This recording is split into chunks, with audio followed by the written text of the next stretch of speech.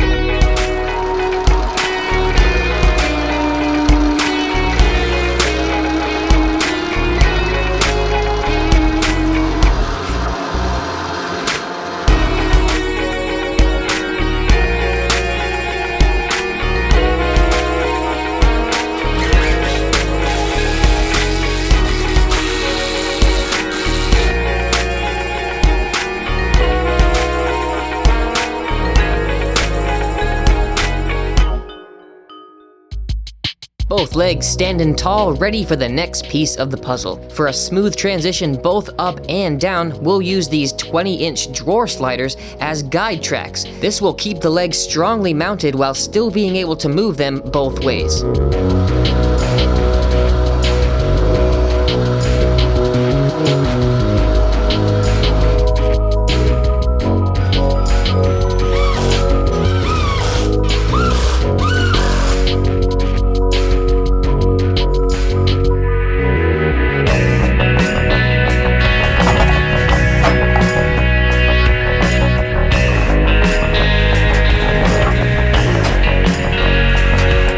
Everything's moving right along nice and smoothly. I figured I'd do just a quick little check-in now that we're doing a kind of tricky part.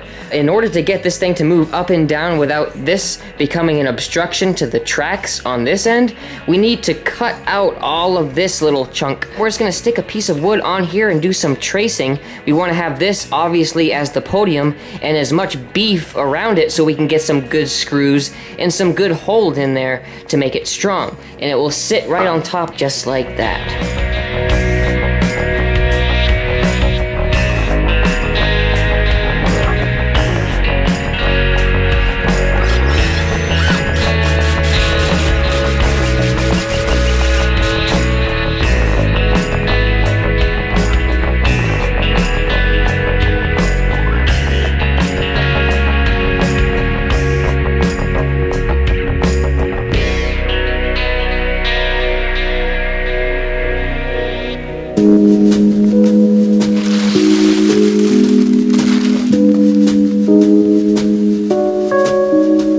So here's the deal. We're using a pair of these hefty 12-volt actuators to raise and lower the desk.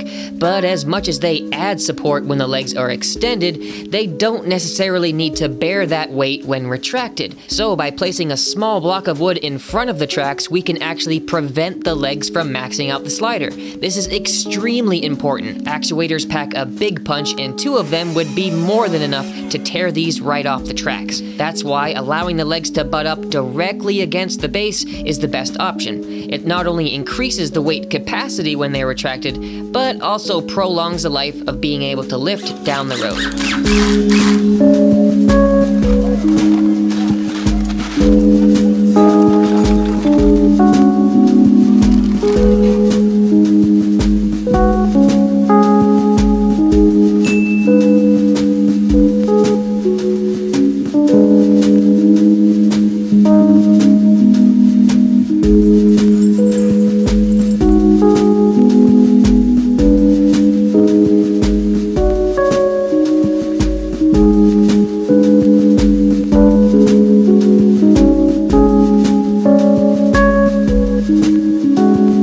top a bit more strength against the actuators, we added an extra layer of plywood slightly overhanging one end. This will help even the weight back towards the center, since most of the stuff on top of the desk will be located furthest back anyways.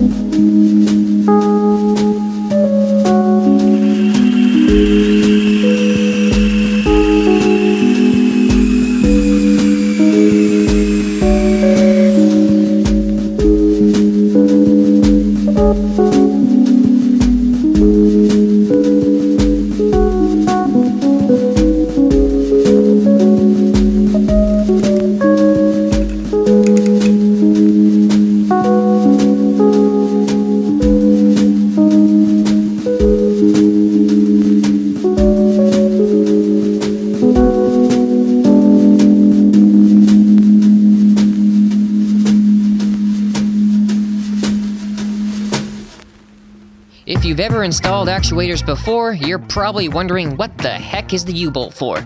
Well, it was actually a handy little workaround because we're not attaching the end to any moving parts. So without having anything holding in place once the top bracket gets mounted, the poor guy would still fall right out and have nothing to hold on to. This way both protects and makes replacing anything that much easier.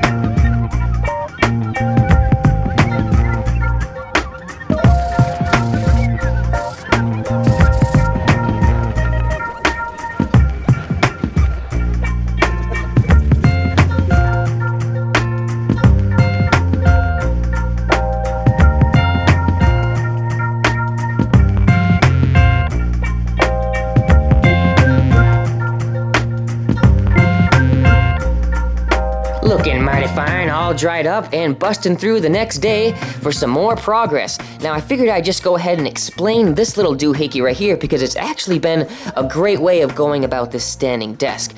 Now one of the biggest drawbacks when designing this was figuring out a way to, when this is released back down to its base position, of not ripping the desk like down into its position. So I wanted to have a little bit of leeway in the mix. So this is what this piece is for. As you can see, it has lots of strength on the bottom, but what it does is it allows this to be lifted up by it independently. It's not attached to it. So having this right here as a floating little platform, you can see that if you pull this up, this little bottom part is actually just, it free floats. It becomes level no matter what, and you can pull it down to its base position without it pulling on the actual brace itself. Another advantage of doing it this way is that sometimes actuators aren't perfect, so one may move longer than the other or quicker than the other, but when you reset all the way back down to their bottom position, the chances of them getting out of whack from one to the other is also reduced. So now that we got the bases pretty much taken care of, besides a couple little things, we're gonna go over to our wood and start working on the tabletop.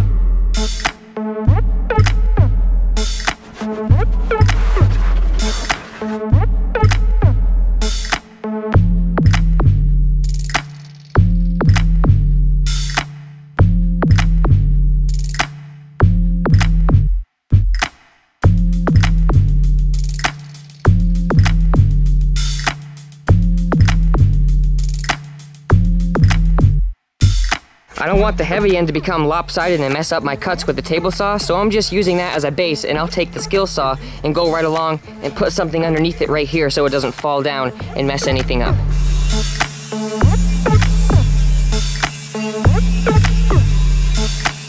And as you can see, we've got some friggin' Blackbird red from his big ass port, so I'm gonna go ahead and get that taken care of with cutting it off of this piece and using the excess to our advantage.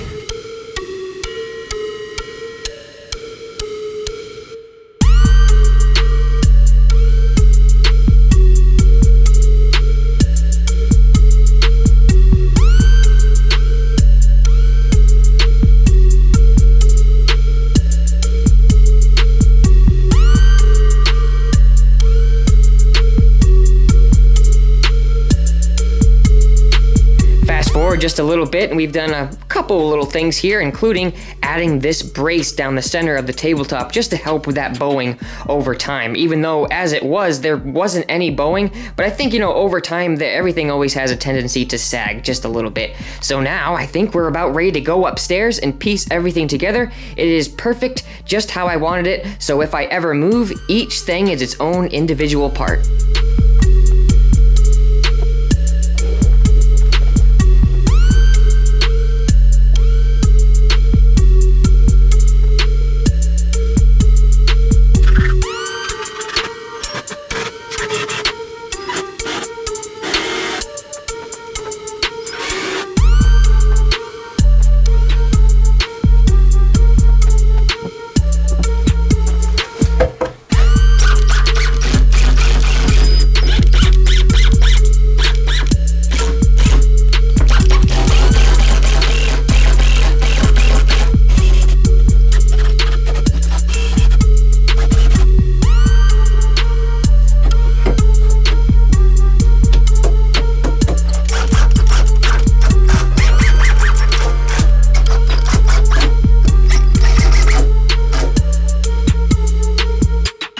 nice and snug in the final resting place. Boy, am I glad that I finally did this. It's gonna make things so much easier on my body to be able to have that 90-degree angle when I'm standing. Just being able to switch it up from sitting and standing is really gonna be a nice, healthy change. The next step in the process is doing all the wiring. Now, luckily, we already ordered the power supply way back when we first even had this idea, and we have some spare wires laying around and some new fresh stuff just to get everything wired up with the switch. I'm gonna try to do the majority of it all underneath the wood and have some quick connects for our actuators, just so everything remains plug and play, and I can be able to section everything off when I'm moving.